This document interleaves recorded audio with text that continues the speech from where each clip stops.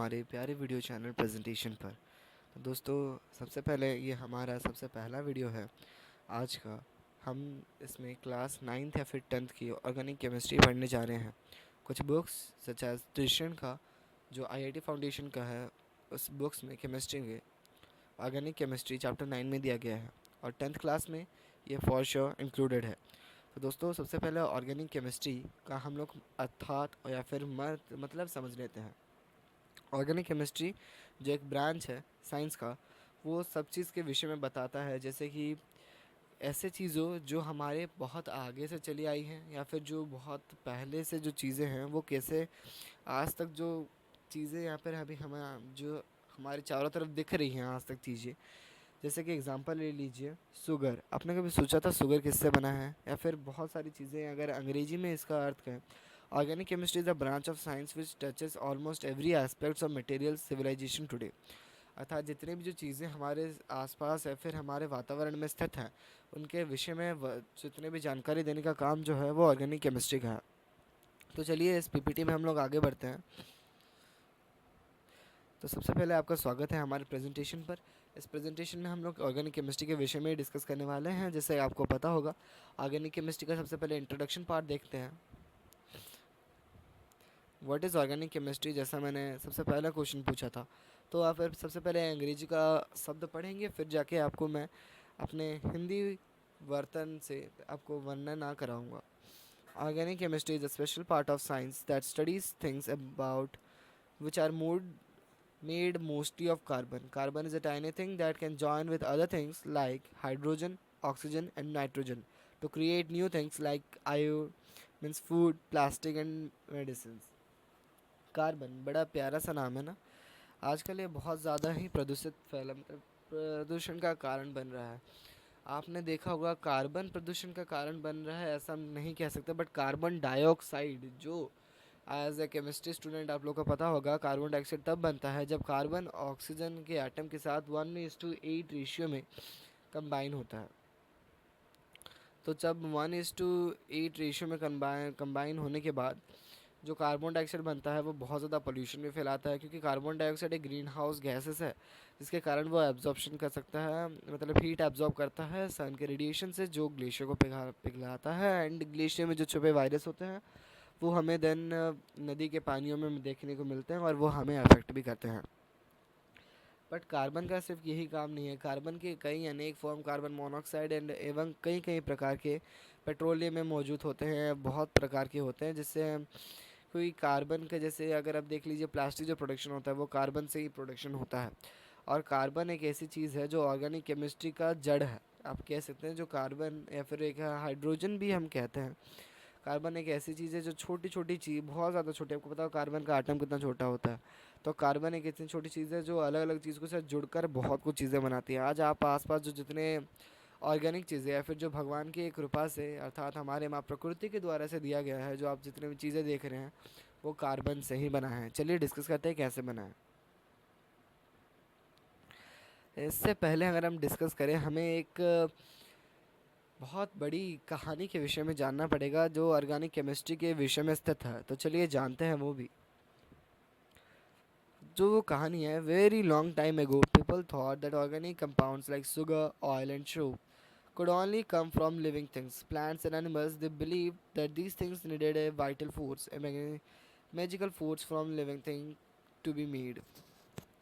अच्छा, आपने भी तो पहले कभी सोचा होगा कि जो ये चीनी है, तेल है या फिर जो ये साबुन है, वो तो हम मनुष्य नहीं बना सकते हैं। हमें बस प्लांट या फिर जितने भी जो, फिर अलग बात है कि कोई चीज़ भी मनुष्य नहीं बनाता, वो हर चीज़ किसी ना किसी वातावरण से स्थित माने चीज़ें से लेता है और अपने ज्ञान को उसमें प्रकाशित कर कर बनाता है। तो उसी अनुसार जब एक चीनी और तेल और साबुन है, वो किस चीज़ से बने होते हैं, आपने भी तो कभी सोचा होगा। तो चीनी और तेल बहुत सारे कंपाउंड या फिर कार्बन से बने होते हैं, हमें ये तो पता था। परंतु हम सोचते थे कि ये पेड़ों से आते हैं, लेकिन आजकल आप देख सकते हैं चीनी आर्टिफिशियल शुगर मध्यम मिल रहा है। आजकल आर्टिफिशियल ऑयल या फिर तेल जो मिलावट हम कहते हैं वो भी मिल रहा है। या फिर साबुन, साबुन तो अब बहुत पहले से ही मिलावट में मिल रहा है। मिलावट या फिर वो मनुष्य के द्वारा निर्माणित या फिर निर्मित है। तो हम ये तो गारंटी सोचते होंगे कि वो जितने भी पौधे हैं, जिनके भी पौधे या फिर जितने भी जो ऑर्गेनिक चीज़ें हैं, कि जैसे ये 3 हो गए और वो प्रकृति के द्वारा ही आते हैं, तो प्रकृति ही ये सब कुछ चीज़ अपने कुछ शक्ति के द्वारा बना सकती होगी, प्रकृति के पास कोई शक्ति है। लेकिन क्या ये कैसा है? तो अगर आपको मैं एक फैक्ट बताऊं कि जितने भी जो यहाँ पर एक स्टोरी यहाँ पर ये बताता है कि एक जर्मन साइंटिस्ट थे यहाँ पर। वो उसके बाद हम प्रीवियस थोड़ी देर बाद हम इस पीपीटी में डिस्कशन करेंगे, बट एक साइंटिस्ट जिसने एक चीज़ को कभी एक नेचुरल सब्सटेंस को अपने केमिस्ट्री लैब में बनाया, तब जाके ये चीज़ भ्रम टूटा। चलिए आगे डिस्कस करते हैं। सब्सटेंस, अच्छा सबसे पहले आपको मेरे को ये बताइए सब्सटेंस क्या होता है? Substance is the simplest material or anything means substance can be said to any material which is present around us। या फिर कोई भी मटेरियल जो हमारे आसपास गिरा है हम उसे सब्सटेंस कह ही सकते हैं क्या? कह सकते हैं। तो सब्सटेंस कितने प्रकार के डिवाइडेड है? सबसे पहले सब्सटेंस जो है वो दो प्रकार के डिवाइडेड होते हैं। एक होता है प्योर सब्सटेंस, एक होता है इम्प्योर सब्सटेंस। ये आपने क्लास 6 में पढ़ा होगा। प्योर सब्सटेंस अर्थात हम प्योर का, आप सब मेरे को ये बताइए प्योर सब्सटेंस मतलब क्या समझते हैं आप? प्योर जो होता है, आप सोचते होंगे कि प्योर मतलब 100% प्योर, या फिर जैसे कि गोल्ड में बोलते हैं, चीनी बोलते हैं, प्योर चीज़ दो, ये चीज़ दो, आप वही समझते होगे। आपके स्कूल में भी या फिर ट्यूशन में भी डिस्कस किया गया होगा प्योर का मतलब। तो चलिए प्योर का मतलब हम असली में जानते हैं। प्योर मतलब एक ही प्रकार की चीज़ों से निर्माण होना। जैसे अगर आप देख लीजिए गोल्ड में हम प्योरिटी कैसे देखते हैं? आपको पता होगा गोल्ड में जो प्योरिटी होता है, अर्थात कि गोल्ड अकेले कभी इतने ज़्यादा मजबूत नहीं रह सकता कि जैसे वो मतलब ख़राब ना हो जाए, फिर एक अपना पर्टिकुलर जो स्टेट होता है वो मेंटेन नहीं कर सकता, क्योंकि गोल्ड एक बहुत ज़्यादा मीन्स उसका रिजिडिटी इतना ज़्यादा नहीं है गोल्ड का बाकी कंपैरिजन से। वो एक मैलेबल मटेरियल है, बहुत ज़्यादा डक्टाइल भी हो सकता है। तो उसी अनुसार गोल्ड को कभी भी पूरा स्थिर रखने के लिए कि फिर एक शेप देने के लिए ब्रोंज या फिर मतलब कॉपर के साथ उसे मिलाया जाता है थोड़े रेशियो में। जैसे गोल्ड का निर्माण तो ज़्यादा ही रहेगा, बट कॉपर का निर्माण उसे स्ट्रक्चरली सपोर्ट देगा। तो अब इसमें हम प्योरिटी कैसे देखते हैं? आप 24 कैरेट गोल्ड, ये कैरेट गोल्ड देखे होंगे। यहाँ पर हम प्योरिटी ऐसे देखते हैं कि एक प्रकार के आटम से बना होना, एक प्रकार के आटम से बना है, या फिर उसके जो छोटे छोटे कण हैं वो एक ही प्रकार के हैं, वो अलग अलग प्रकार के नहीं हैं, एक साथ जुड़े नहीं हुए। एक ही प्रकार के जो चीज़ें बनती हैं खुद से, उसे हम प्योर सब्सटेंस का नाम देते हैं। अब प्योर सब्सटेंस जो होते हैं वो दो प्रकार के होते हैं, एक होते हैं एलिमेंट, एक होते हैं compounds. Element periodic table 118 elements आपने फॉर श्योर पढ़ा होगा। एलिमेंट्स क्या होते हैं? एलिमेंट्स वो सब्सटेंस प्योर सब्सटेंस होते हैं जो एक प्रकार के एटम से बने होते हैं, और उनके कुछ पर्टिकुलर फंक्शंस या फिर एक प्रॉपर्टीज़ होते हैं। जैसे कि मैलेबिलिटी मैंने कहा था, डक्टिलिटी कहा था। मैलेबिलिटी क्या होता है? The ability of elements to be drawn into thin sheets, specially metals के लिए। डक्टाइल भी एक वही होता है, the ability of metals to be drawn into thin wires, that is also a property of metals means element. Metals क्या होता है? मेटल्स एक ऐसे धातु या फिर प्योर सब्सटेंस होते हैं जो उनके पास कुछ स्पेशल प्रॉपर्टीज़ होते हैं जो उन्हें डिफरेंट बनाती हैं बाकी अदर एलिमेंट्स से, जैसे एज नॉन मेटल्स। और नॉन मेटल्स वो होते हैं जिनके पास कुछ कंडक्टिविटी प्रॉपर्टी और या फिर जैसे इलेक्ट्रिकल कंडक्टिविटी या फिर मैग्नेटिक फील्ड जनरेशन वो प्रॉपर्टी नहीं होती है। अब चलिए कंपाउंड के विषय में डिस्कस करते हैं। वो भी एक प्योर सब्सटेंस होता है, बट ये कंपाउंड जो होता है वो दो एलिमेंट से मिला हुआ केमिकली कंबाइंड सब्सटेंस होता है, प्योर सब्सटेंस। जब दो सब्सटेंस केमिकली कंबाइंड एक दूसरे के साथ होते हैं तो हम उन्हें कंपाउंड कहते हैं। ठीक है, चलिए अब एलिमेंट्स के विषय में डिस्कस करते हैं। और एलिमेंट जैसे मैंने कहा था मेटल में डिवाइडेड है, नॉन मेटल में डिवाइडेड है, मेटलॉइड्स में डिवाइडेड है, और नोबल गैसेस में। अब आप पीरियोडिक टेबल में फॉर श्योर देखे होंगे, आपके जो सबसे ज़्यादा राइट कॉर्नर पे कुछ नोबल गैसेस का दिखा होगा, या फिर एक मेटलॉइड्स का तो ग्रुप बना होगा। पीरियोडिक टेबल अगर आप अपने साइंस के कॉपी में देख लें तो वहाँ पर भी नोटिशेबल है। जो मेटल्स होते हैं वो एक डिस्टिंक्ट प्रॉपर्टीज़ और डिस्टिंक्ट शेप के साथ, या फिर वो रिजिड होते हैं, उनके एक पर्टिकुलर मेल्टिंग और बॉइलिंग पॉइंट होता है, तो उनके पास वो प्रॉपर्टीज़ होते हैं। नॉन मेटल जिनके पास कुछ ज़्यादातर प्रॉपर्टी उनके पास नहीं होते, जैसे फिक्स्ड बॉइलिंग और मेल्टिंग पॉइंट नहीं होते। बट एक्सेप्शनल केस बहुत ज़्यादा इंपॉर्टेंट है। एक्सेप्शनल केस जैसे कि ग्राफाइट, एक ऐसा मेटल जो कंडक्टर बहुत ज़्यादा अच्छा होता है, और एक वो भी एक ऐसा मेटल है जिसका मेल्टिंग पॉइंट बहुत ज़्यादा हाई है। और ग्राफाइट एक ऐसा मटेरियल भी है जो बहुत ज़्यादा है कि अगर आप सॉलिड लुब्रिकेंट की बात करें तो ग्राफाइट सबसे ज़्यादा यूज़ होता है। जो आप स्टील प्लांट्स में देखेंगे, स्टील प्लांट्स में अगर आप कभी विज़िट किए होंगे या फिर आपको विज़िट करने का मौका नहीं मिला होगा, आप यूट्यूब में तो फॉर श्योर देखे होंगे कि कैसे एक स्टील प्लांट में बहुत बड़े बड़े पीस ऑफ लुब्रिकेंट्स अर्थात एक ग्राफाइट के बड़े बड़े पीस लुब्रिकेंट की तरह यूज़ होते हैं। बिकॉज ग्राफाइट जो होता है वो बहुत ज़्यादा थिन पार्टिकल्स ऑफ कार्बन से मिलके बना होता है, जिसके कारण वो इतने से थिन होने के कारण वो सरफेस को प्लेन बनाने में हेल्प करता है। और उसके जो जितने भी रफनेस होती हैं या फिर जो गड्ढे नीचे ऊपर होती हैं, जैसे कि अगर मैं एक आपको एग्जांपल दिखाऊं, हम सबसे पहले लास्ट वाले एक शीट में चले जाते हैं। मैं आपको दिखाता हूँ कि उनके जो कैसा होता है जो सरफेस, आप अगर सरफेस देखेंगे कुछ ऐसा होता है ग्राफाइट का सरफेस, ठीक। अब ये ग्राफाइट का जो मतलब अगर एक हम नॉर्मल सरफेस देखें, एक नॉर्मल सरफेस में अगर आप देखेंगे, नॉर्मल सरफेस में मैक्सिमम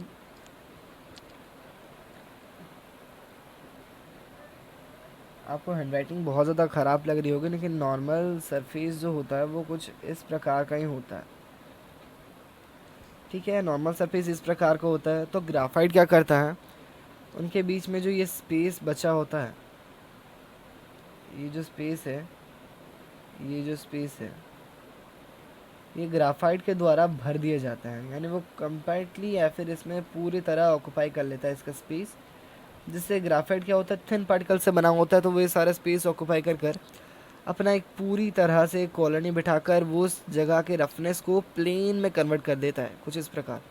या फिर अगर अभी बोलूँ, यहाँ पर जितने भी मैंने बनाया था,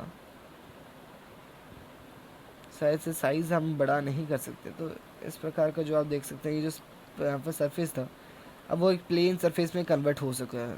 क्योंकि एक प्लेन सरफेस में कन्वर्ट होने के कारण क्या है, तो उसके नीचे जो रफनेस थी, वो रफनेस या फिर जो उसकी इरेगुलरिटी थी, वो ग्राफाइट के द्वारा, जो ग्राफाइट एक सब्सटेंस है उसके द्वारा वो अभी क्लियर हो गई है। तो इस प्रकार कुछ ग्राफाइट हमारा काम करता है। तो अभी हम ले लीजिए, ये मेटल से नॉन मेटल्स के विषय में थे, तो अब नॉन मेटल से हम जल्दी से चलते हैं।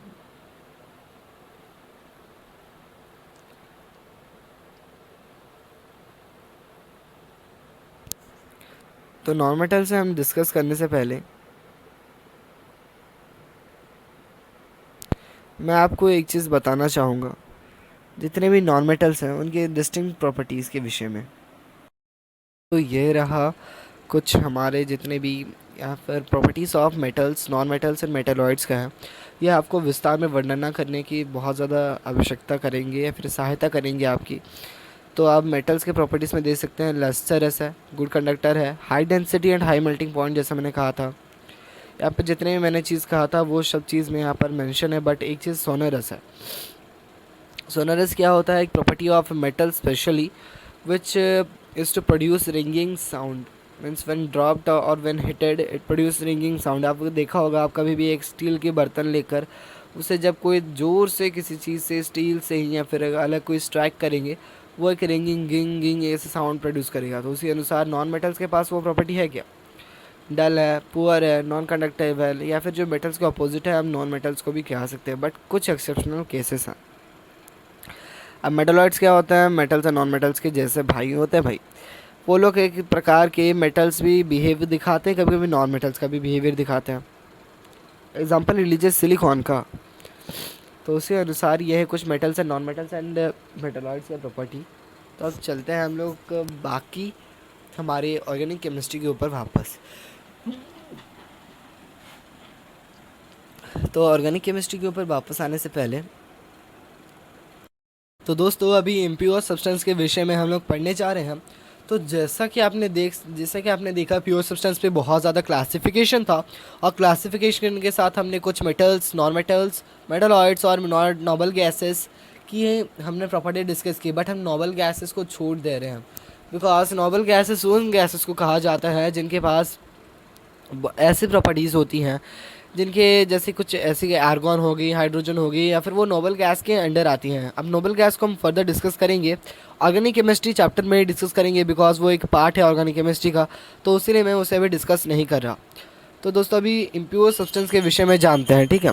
अब इम्प्योर सब्सटेंस क्या होता है, जो इम्प्योर सब्सटेंस होता है वो कुछ क्लासिफिकेशन, ऐसे क्लासिफिकेशन हम उसे कर सकते हैं, यानी उसमें प्योरिटी ना होना, या फिर वो एक प्रकार के एटम से ना बना होना, या फिर वो होमोजेनियस ना होना। फिर जैसे अगर आप देखेंगे मेटल्स में, क्या आप कभी गोल्ड का सरफेस देख लीजिए या फिर गोल्ड को देख लीजिए, तो गोल्ड में क्या कभी आपने रफनेस देखा है, या फिर गोल्ड में कभी कभी देखा है कि इतना गोल्ड इस साइड में ज़्यादा है, इस साइड में ज़्यादा थोड़ा सा कम गोल्ड है?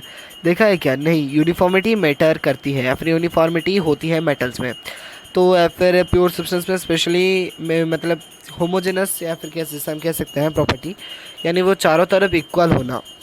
बट इम्प्योर सब्सटेंस में क्या वो प्रॉपर्टी होती है? इम्प्योर सब्सटेंस जैसे हम मिक्सचर्स कह लीजिए।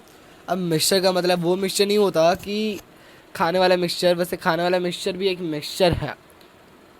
आप देख सकते हैं हमारे भारत में इतने बड़े विस्तार देश में आप मिक्सचर का बहुत ज़्यादा प्रियता हमारे देश में देख सकते हैं, जिसकी वजह से आज बहुत ज़्यादा लोगों की जानें भी जा रही हैं बिकॉज ऑफ हार्ट फेलियर। क्योंकि कोलेस्ट्रॉल जब ज़्यादा बढ़ जाता है तब पाप की घड़ी की तरह वो भी फूट जाता है, हार्ट में ब्लॉकेज क्रिएट करवा कर। तो उसी तरह मिक्सचर होते हैं कि यहाँ पर उनके पास यूनिफॉर्मिटी मैटर नहीं होता, वो कभी इस तरफ ज़्यादा होते हैं, कभी उस तरफ, कभी कभी जैसे कि अगर आप ले लीजिए एक ही सरफेस है उनके पास, तो वो इस तरफ ज़्यादा होंगे, इस तरफ कम होंगे, यूनिफॉर्मिटी मैटर नहीं करता उनमें। आज वेल आज उनके पास बहुत सारे प्रकार के मटेरियल्स होंगे, एक मटेरियल से वो नहीं बने होते। और मिक्सचर्स फर्दर डिवाइड होते हैं होमोजेनस और हेट्रोजेनस। अब होमोजेनस का मतलब क्या ये होता है कि वो सारे एक चीज़ से बने हैं, हाँ। होमोजेनस मतलब वो ऐसा होता है कि सारे एक चीज़ से बने हैं। परंतु जब अगर आप चीनी एक पानी में घोल दोगे, जैसे एक होमोजेनस हो जाता है, वो नीचे बैठता नहीं है, तो उसे हम होमोजेनस कहेंगे। बट हेट्रोजेनस, जब हम लोग को एक चीज़, एक आप एग्जांपल ले लीजिए, हेट्रोजेनस यानी आप नींबू पानी घोले, नींबू पानी में क्या किए, अब ज़्यादातर जो गुड़ है वो डाल दे, गुड़ क्या होता है, नीचे बैठ जाता है। तो यानी यहाँ पर यूनिफॉर्मिटी मैटर नहीं कर रही है, यहाँ पर क्या कहते हैं होमोजेनस, मतलब एक पर्टिकुलर सारे जगह पे इक्वली फैला नहीं हुआ है, आज वेल आज वो अभी भी मिक्स भी नहीं हुआ है, तो उसे हम हेट्रोजेनस मिक्सचर कहेंगे। चलिए फर्दर डिस्कस करते हैं हमारे ऑर्गेनिक केमिस्ट्री के ऊपर। तो दोस्तों आपने न्यूटन के थर्ड लॉ मोशन उसके अनुसार, या फिर उसके बाद भी जितने भी आप चीज़ें देख लीजिए, every action has equal and opposite reaction. तो भाई लोग प्योर सब्सटेंस, न्यूटन के थर्ड लॉ छोड़ दीजिए या फिर जितने भी छोड़ दीजिए, वेदों में तो ये बहुत पहले से लिखा है कि कर्म के फल तो मिलने ही होते हैं। उसी तरह प्योर सब्सटेंस अगर है तो अनप्योर सब्सटेंस भी है। अच्छा बच्चा है तो खराब बच्चा भी हो इस दुनिया में है, बिकॉज अच्छा बच्चा तब बनता है जब खराब बच्चा अपने गुण दिखाता है और उसके गुण का अपोजिट गुण अच्छा बच्चा दिखाता है। तो उसी तरह प्योर सब्सटेंस है तो इम्प्योर सब्सटेंस भी है।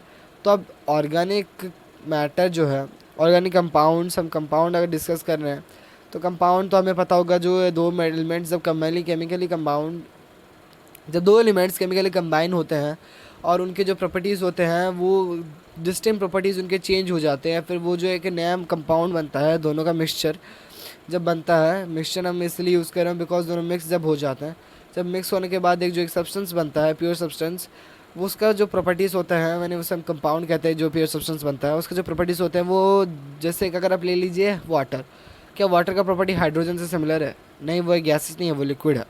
क्या वो ऑक्सीजन से सिमिलर है? नहीं, वो भी सिमिलर नहीं है, बिकॉज वाटर ऑक्सीजन और हाइड्रोजन का दोनों का मिक्सचर है, जिसमें वो एक फ्लूइडिटी मेंटेन करता है और उसका एक वॉल्यूम पर्टिकुलर है, बट गैसेस का वॉल्यूम नहीं होता, ना एक डिस्टिंक्ट शेप होता है। तो भाई लोग कभी कंपाउंड आप देख लीजिए तो कंपाउंड दो कंपाउंड में डिवाइडेड है, ऑर्गेनिक कंपाउंड और इनऑर्गेनिक कंपाउंड। अब ऑर्गेनिक कंपाउंड क्या होता है? Organic compounds are the substance that mainly made contain carbon atoms. Organic compounds वो होते हैं जो कार्बन एटम से बने होते हैं, साधारण सा एक एक्सप्लेनेशन है। सारी चीज़ें आप देख लीजिए, जैसे कोई कोई चीज़ नेचुरल सब्सटेंस हम ले लीजिए ऑर्गेनिक, वो कार्बन से ही बने होते हैं ज़्यादातर। कार्बन जैसे जो एक चीज़ है, जीवन अगर हमारी धरती में आज स्थित है वो कार्बन की वजह से ही है। देयर यूजुअली अब इनऑर्गेनिक कंपाउंड का पढ़ लेते हैं। Inorganic compounds are substance that do not have carbon atoms as their main part. अभी इनऑर्गेनिक सब्सटेंस जैसे कुछ कुछ चीज़ों को ले लीजिए, जैसे कोई एक सल्फ़र का, आप पोटाशियम या फिर सोडियम मेटल ले लीजिए, सोडियम मेटल के कार्बन से बना होता है नहीं ना, तो वो इनऑर्गेनिक कंपाउंड कहा जाएगा, क्योंकि वो कार्बन से नहीं बना होता ज़्यादातर। अब ऑर्गेनिक कंपाउंड का second point, they are usually found in living things such as plants and animals. अब inorganic compound they are usually found in non living things like rocks, water and metals. अब ये समझना सबसे ज़्यादा important है। Organic compound मतलब actually वो living को कहा जा रहा है फिर नॉन लिविंग को कहा जा रहा है। ऑर्गेनिक कंपाउंड का आदत से ज़्यादातर कभी कभी लिविंग थिंग्स को कहा जाता है, सबसे ज़्यादा लिविंग थिंग्स को कहा जाता है, but mainly most inorganic compound भी होते हैं। तो इनऑर्गेनिक कंपाउंड हम मेनली नॉन लिविंग थिंग्स को कहते हैं क्योंकि ये दो क्लासिफिकेशन है। तो जितने भी ये जो लिविंग थिंग्स हैं यानी जो जिंदा चीज़ है हम उन्हें ऑर्गेनिक कंपाउंड कार्बन से बने होते हैं। ऑर्गेनिक कंपाउंड हम चीनी वो सबको भी नहीं कहेंगे बिकॉज वो ज़िंदा नहीं है। ज़िंदा चीज़ों का हम ऑर्गेनिक कहते हैं, और जो नॉन जिंदा चीज़ें होते हैं जो नेचर से ही पाई जाती हैं बट वो नॉन जिंदा चीज़ें होती हैं उन्हें इनऑर्गेनिक कंपाउंड कहते हैं। जैसे कि पत्थर ले लीजिए, पानी ले लीजिए या फिर धातु ले लीजिए। अब एग्ज़ाम्पल इसके जो हमारे कुछ उदाहरण, sugar, fats, proteins and petrol.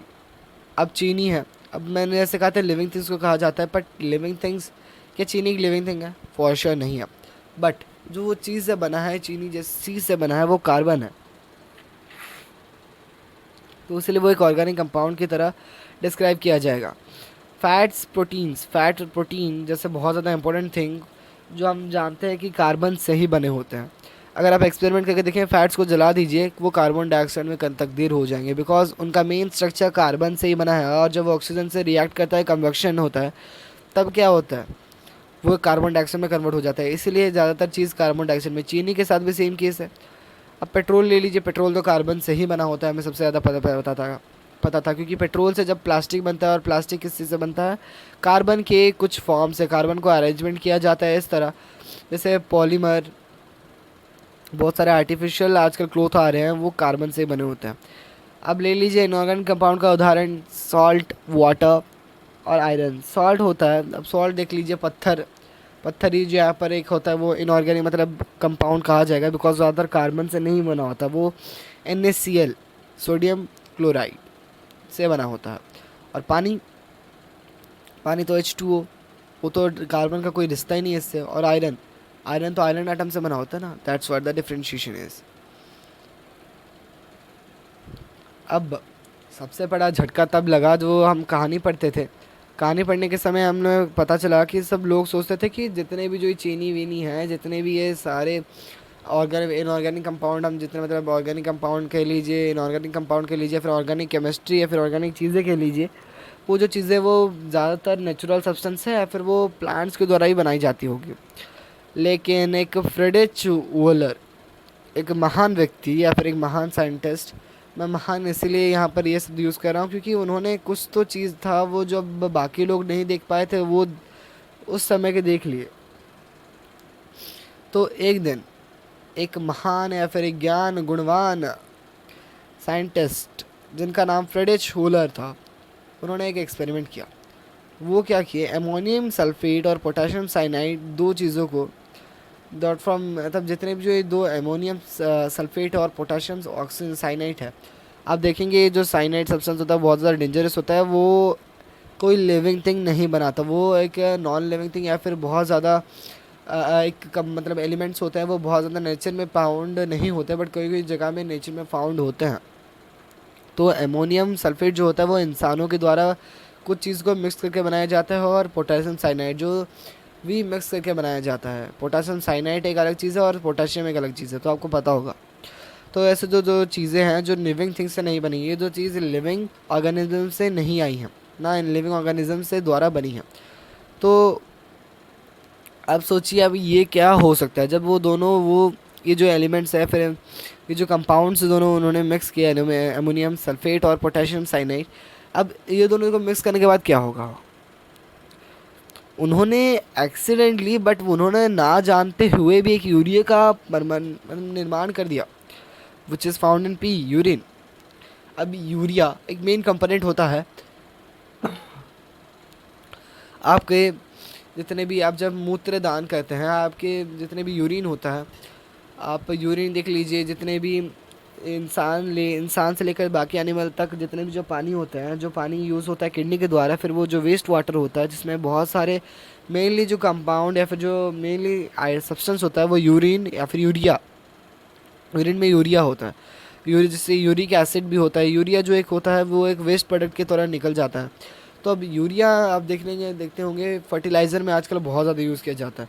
जब हम अमोनियम सल्फेट और पोटेशियम साइनाइड को मिलाते हैं तब यूरिया का निर्माण होता है। अभी हमें पता है, लेकिन तब के लिए लोगों के लिए ये नहीं पता था। तो उनको लगता था कि यूरिया एक नेचुरल सब्सटेंस है जो बहुत ज़्यादा जीवों के द्वारा या फिर प्रकृति के द्वारा ही बनाया जा सकता है। वो खुद से कभी नहीं बनाया जा सकता, केमिकल से कभी बनाया नहीं जा सकता। लेकिन रुडोल्फ या फिर यहाँ पर फ्रेडरिच वोलर ने बना लिया अपने द्वारा यूरिया। तो ये जो चीज़ था, ये जो एक्सपेरिमेंट था, वो सबको चौंका के रख दिया। और ये ऑर्गेनिक कंपाउंड या फिर एक केमिस्ट्री के फील्ड में बहुत ज़्यादा बड़ी नई इन्वेशन थी। और ये दिखाती थी कि जो एक अदृश्य शक्ति थी जो बाकी प्रकृति के पास है, जो और किसी के पास नहीं है, वो जो थ्योरी थी, वो जो गधों ने प्रोड्यूस की थी, वो गलत है। अब कार्बन जो एक है वो इतना ज़्यादा स्पेशल क्यों है? क्योंकि वो हर चीज़ हमारी कार्बन से बनी है।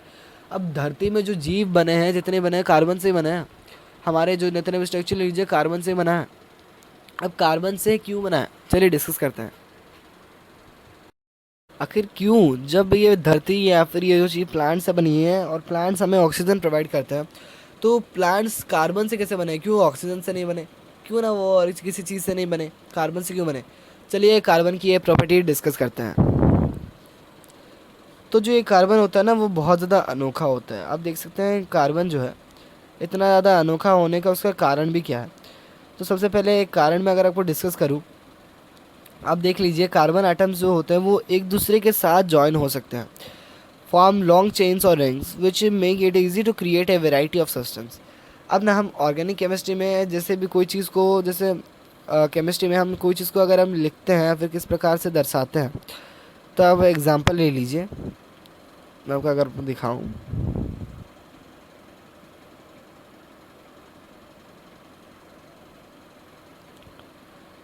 ब्लैक पेन ले लेते हैं, चलिए।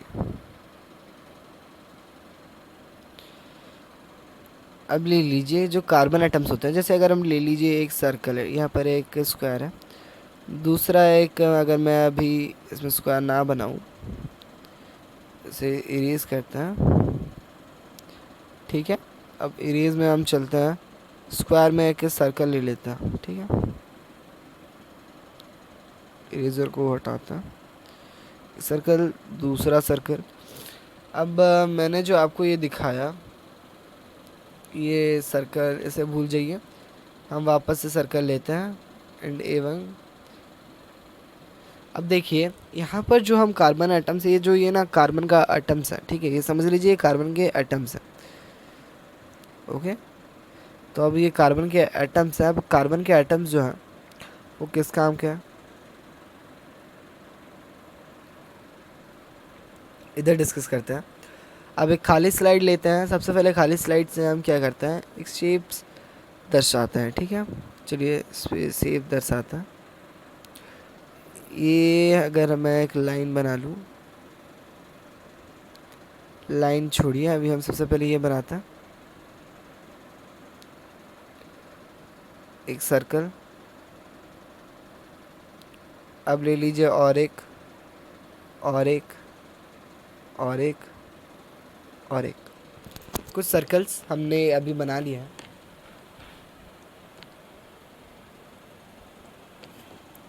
अब सर्कल्स बनाने के बाद हम इसमें अब आपको डिस्कस करवाते हैं, चलिए।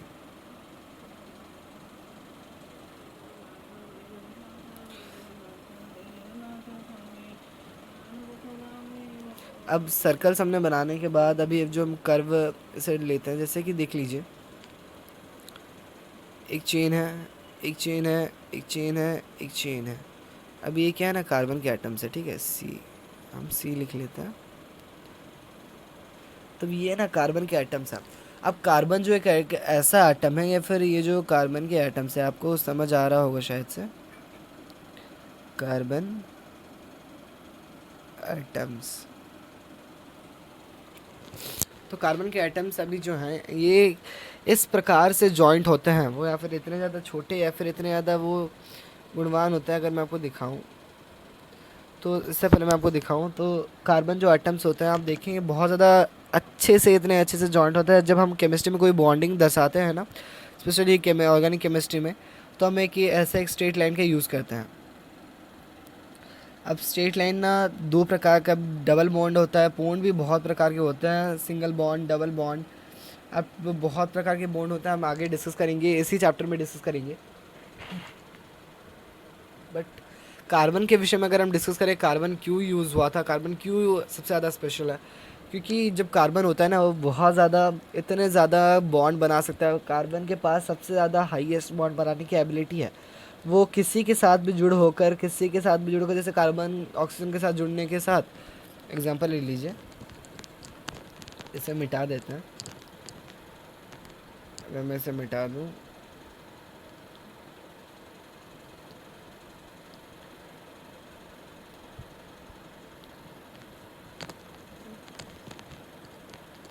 इसे मिटा लेते हैं। सबसे पहले मिटाने के बाद अभी डिस्कस करते हैं। अब ये ले लीजिए और एक,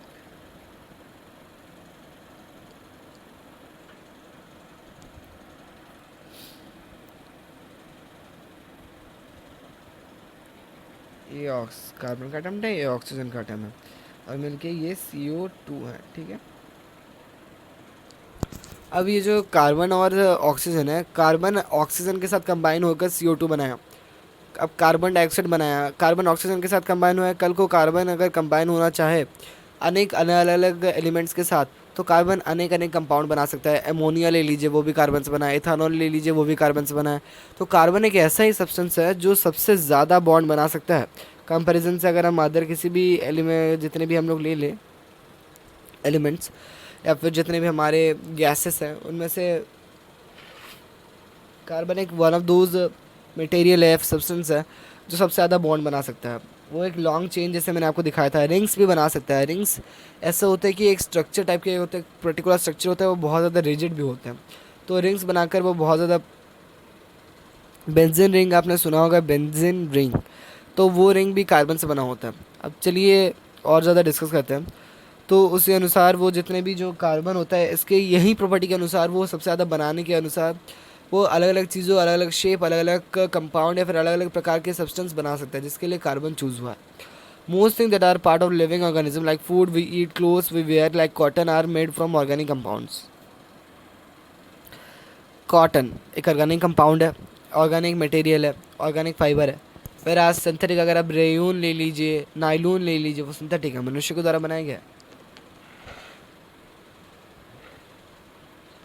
तो जितने भी ये हमारे ऑर्गेनिक मटेरियल हैं, आधा से ज़्यादा जो हम खाते हैं, जो कंज्यूम करते हैं, जो हम प्लांट्स जैसे वेजिटेरियन के लिए ले लीजिए, जो कंज्यूम करते हैं, जितने सब कंज्यूम हम लोग खाने हैं, जो है फिर जैसे साग ले लीजिए, या फिर जो प्लांट्स सब कंज्यूम करते हैं, रूट्स, सूट, लीव जो कंज्यूम करते हैं, वो कार्बन से बना होता है।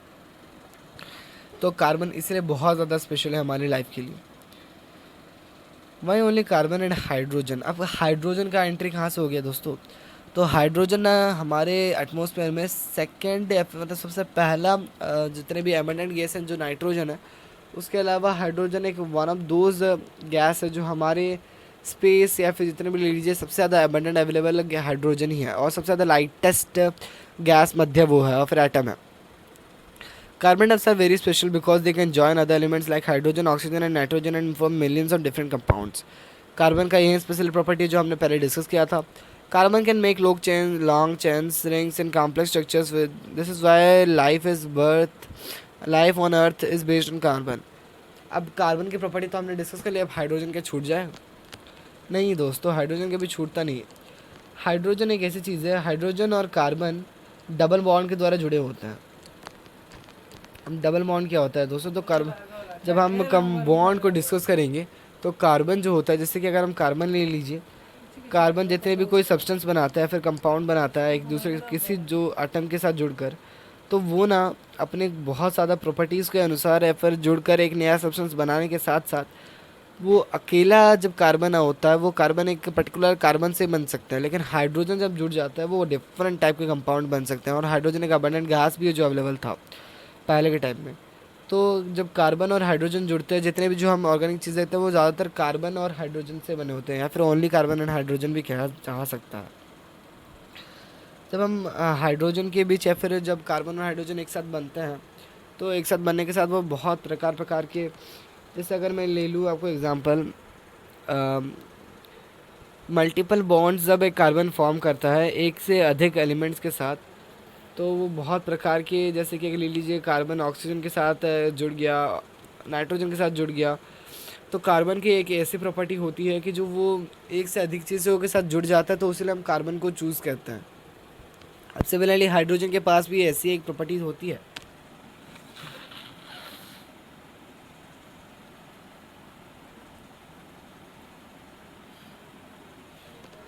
अब ना ऑर्गेनिक केमिस्ट्री में एक ऐसी भी ब्रांच होती है हाइड्रोकार्बन्स की। हाइड्रोकार्बन्स क्या होते हैं? जो ओनली कार्बन एंड ऑक्सीजन से बनाए होते हैं। अगर आप एग्जांपल ले लीजिए, जैसे हाइड्रोकार्बन CH3 जो हमारे एक, जैसे अगर अल्फाइटिक हाइड्रोकार्बन्स कुछ प्रकार के होते हैं। अल्फाइटिक हाइड्रोकार्बन्स हम उन्हें कहते हैं, the hydrocarbons which contain straight chain और branch chain of carbons are called aliphatic hydrocarbons, यानी डायरेक्ट स्ट्रेट चेन। अगर आप ले लीजिए,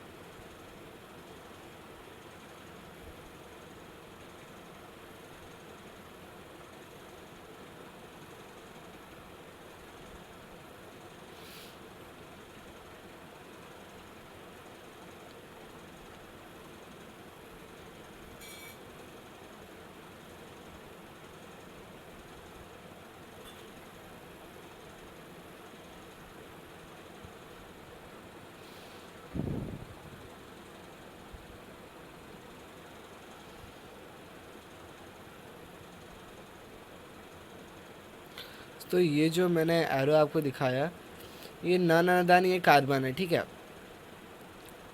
अब कार्बन जो है, यहाँ पर सी मैं लिख नहीं सकता, बट सी में थोड़ा लिख देता हूँ, और ये H है हाइड्रोजन। हाइड्रोकार्बन्स के विषय में डिस्कस कर रहे हैं, बिकॉज हाइड्रोजन और कार्बन ही क्यों यूज़ होता है। हाइड्रोजन और कार्बन कुछ ऐसी चीज़ें बना सकते हैं जो बाकी चीज़ें जुड़कर नहीं बना सकती हैं, और दोनों के पास सिमिलर प्रॉपर्टी होती है जुड़ने का, तो इसीलिए हम लोग हाइड्रोजन एंड कार्बन होता है। अब कार्बन का जब एलिफैटिक हाइड्रोकार्बन्स के हम विषय में बात कर रहे हैं, एलिफैटिक हाइड्रोकार्बन्स वो होता है जो एक स्ट्रेट चेन में और फिर ब्रांच चेन में जुड़े होते हैं। जैसे हाइड्रोजन और कार्बन ही ओनली यूज़ होता है, जैसे हम पता है, मैंने आपको कहा हाइड्रोकार्बन्स मतलब ये होता है कि जो इसमें बस हाइड्रोजन और कार्बन ही यूज़ होते हैं, वो इस दोनों प्रकार के ही होते हैं। दोस्तों माफ़ कर दीजिएगा, थोड़ी प्रॉब्लम हो रही थी, तो अब उस प्रॉब्लम को सॉल्व होने, मतलब प्रॉब्लम सॉल्व हो चुकी है। अब जल्दी से हम चलते हैं वापस हमारे प्रेजेंटेशन पर। तो जितने भी ये हमारे प्रेजेंटेशन हमने जितने भी अभी डिस्कस किया कि कार्बन्स कैसे बनते हैं, कार्बन्स या फिर जो कार्बन क्यों इतना स्पेशल है, हाइड्रोजन क्यों इतना स्पेशल है, क्यों हमारी ऑर्गेनिक केमिस्ट्री, हमारी जो पढ़ाई होती है ऑर्गेनिक केमिस्ट्री की, वो ओनली बेसिस होती है हाइड्रोजन एंड कार्बन की, और उनके जो बनाने हुए कंपाउंड्स की, और वो हम फर्दर अलग क्लास में डिस्कस करेंगे। अगर आपको ये वीडियो बहुत ज़्यादा अच्छे से या फिर पसंद आया होगा, आपको समझ आया होगा, या फिर आपको कोई गलती भी नज़र आई होगी, फॉर श्योर मुझे इन्फॉर्म कीजिएगा। अगर आपको नोट्स चाहिए, PDF नोट्स चाहिए, या फिर कोई मेरे पर्सनल नोट्स चाहिए, जैसे अगर आप पढ़ने के लिए, या फिर आपको क्वेश्चन आंसर फॉर्मेट में नोट्स चाहिए, फॉर श्योर ये पहला वीडियो था। हम फर्दर ओनली बाकी क्लासेस में डिस्कस करेंगे कि किस प्रकार के हमें नोट्स से आपको चाहिए। कमेंट्स में आप बताइएगा, मैं आपको भी कुछ नोट्स के तरह से आपको दर्शाऊंगा, जैसे अगर आपको वो नोट्स पसंद आए जो एग्ज़ाम के लिए बहुत ज़्यादा हेल्पफुल होते हैं। हमें हमेशा ये सीखना चाहिए कि हमें एग्ज़ाम के लिए नहीं सीखना चाहिए, हमें इसलिए सीखना चाहिए कि बाकी हम किसी को समझा सकें। तो इसलिए बट एग्ज़ाम्स भी बहुत ज़्यादा इंपॉर्टेंट होते हैं क्लियर करने के लिए, तो मैं आपको फॉर श्योर वो नोट्स भी प्रोवाइड करूँगा। तो दोस्तों, अगर आपको ये वीडियो अच्छा लगा, समझ आया होगा, तो लाइक एंड चैनल पर सब्सक्राइब तो ज़रूर, अगर आपको पसंद आया तो कीजिएगा, जिससे अगर मैं फर्दर बहुत ज़्यादा अच्छी क्वालिटी के वीडियोस बना पाऊँगा, और बहुत ज़्यादा अच्छे से मैं आपको time to time video provide कर पाऊँगा, और ऑडियो क्वालिटी भी बहुत ज़्यादा अच्छी होगी। तो मिलते हैं ऐसे इसके सेकंड पार्ट पर, फॉर श्योर इसको सपोर्ट दीजिएगा। बहुत बहुत धन्यवाद।